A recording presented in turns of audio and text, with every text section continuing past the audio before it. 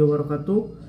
Perkenalkan, nama saya Sahril Kuengo dengan NIM 94142421. Saya dari kelas A Ilmu Ekonomi.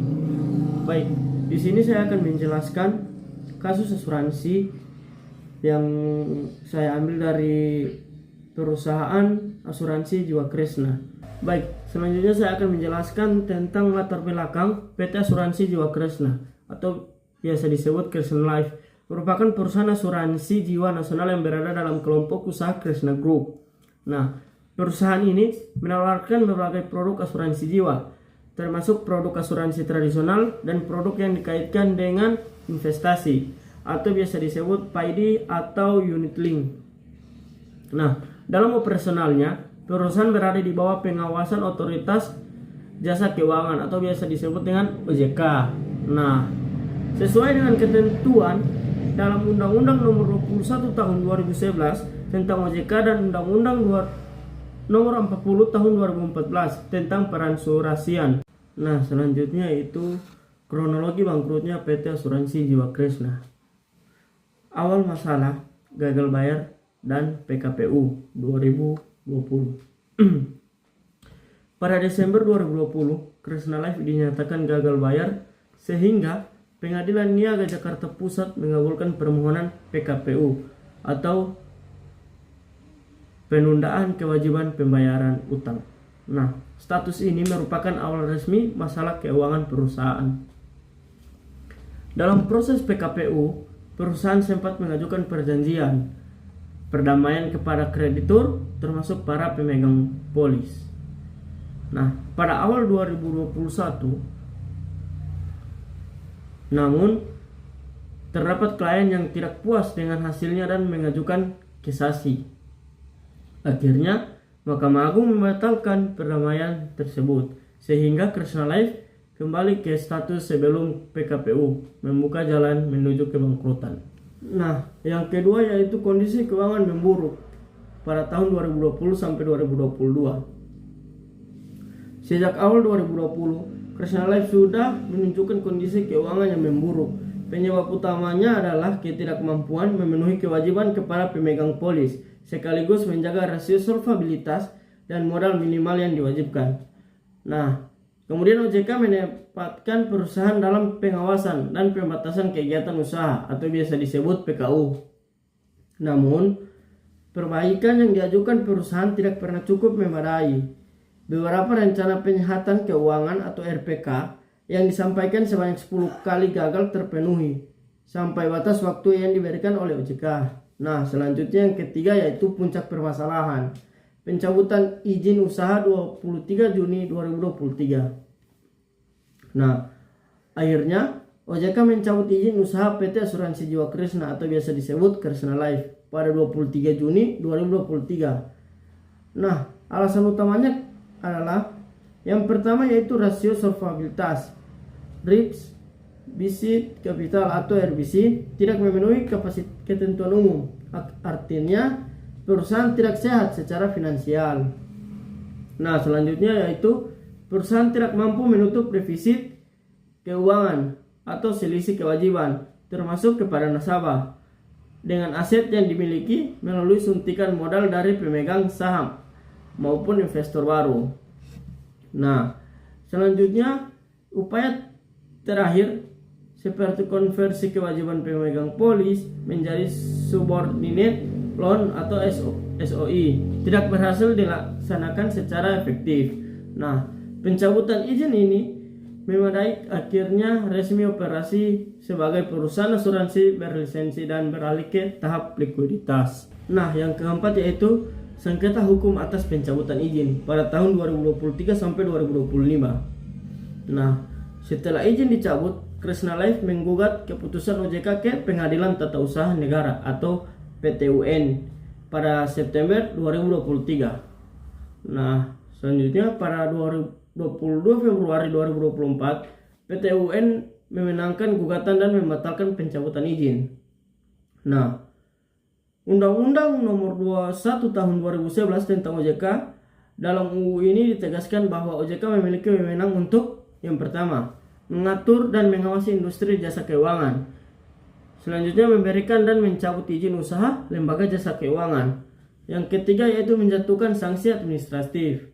Nah, artinya pencabutan izin ke Kresna Life secara hukum berada dalam wewenang atributif OJK. Nah, Undang-Undang Nomor 40 Tahun 2014 tentang peransurasian, ketentuan tingkat solvabilitas atau RBC, kecukupan modal, dan kesehatan keuangan. Selanjutnya, jika tidak memenuhi ketentuan dan tidak mampu melakukan penyihatan, OJK berwenang mencabut izin usaha. Yang kelima yaitu likuiditas dan pembayaran kepada pemegang polis pada tahun 2024 sampai 2025. Nah, setelah pencabutan izin usaha final, tim likuiditas dibentuk untuk menyelesaikan kewajiban perusahaan kepada pemegang polis. Hingga awal 2024, tercatat lebih dari 6.000 polis dan tagihan mencapai lebih dari 4,3 triliun dari pemegang polis yang harus dipenuhi. Selanjutnya itu pada 2025, tim likuiditas merencanakan pembagian hasil. Likuiditas berawal sekitar 22.025 miliar dari aset yang ada jauh di bawah total tagihan pemegang polis. Upaya ini adalah bagian dari proses likuiditas untuk memenuhi kewajiban seadil mungkin berdasarkan aset yang tersedia. Selanjutnya, analisis saya mengenai kasus ini yaitu hasil PT UN menunjukkan adanya ruang kontrol terhadap keputusan administratif OJK sebagai bentuk checks and balance. Namun pembatalan oleh Mahkamah Agung menegaskan bahwa yang pertama yaitu secara substansi hukum, tindakan OJK memiliki dasar undang-undang yang kuat.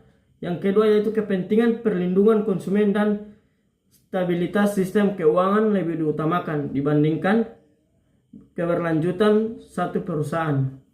Nah, secara keseluruhan, kasus ini menunjukkan bahwa sistem hukum Indonesia menyediakan mekanisme pengujian keputusan regulator, tetapi tetap memberi legitimasi kuat pada kewenangan pengawasan sektor keuangan. Selanjutnya yaitu dampak kepada nasabah. Tentunya pembayaran klaim. Nah, nasabah tidak lagi dapat mencairkan klaim nilai tunai polis atau manfaat asuransi secara normal karena perusahaan masuk tahap likuiditas. Pembayaran hanya dapat dilakukan setelah proses verifikasi dan penjualan aset selesai. Yang kedua yaitu dampak sistematik terhadap industri. Kasus ini juga berdampak pada pertama, penurunan reputasi industri asuransi jiwa di Indonesia. Yang kedua yaitu meningkatkan kehati-hatian masyarakat sebelum membeli produk asuransi. Yang ketiga yaitu mendorong percepatan pembentukan lembaga penjamin polis sebagai mana diatur dalam Undang-Undang 2 SK. Nah, sekarang solusi kasus PT Asuransi Jiwa Kresna. Di sini saya bisa berikan 4 solusi terhadap kasus yang saya ambil. Yang pertama yaitu likuidasi yang transparan dan sesuai hukum. Nah, setelah pencabutan izin oleh Otoritas Jasa Keuangan atau OJK, penyelesaian dilakukan melalui proses likuidasi untuk mendata aset, memverifikasi klaim, dan membayar kewajiban sesuai urutan prioritas hukum. Yang kedua yaitu optimalisasi pengambilan dana nasabah.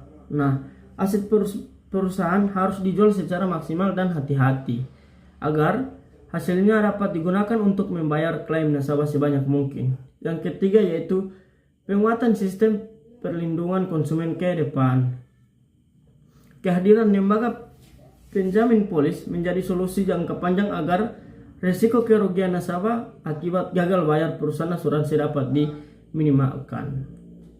Yang keempat yaitu penegakan hukum terhadap pihak yang bertanggung jawab. Jika ditemukan pelanggaran atau mismanagement, perlu dilakukan proses hukum guna memberikan keadilan bagi nasabah dan menjaga kepercayaan publik.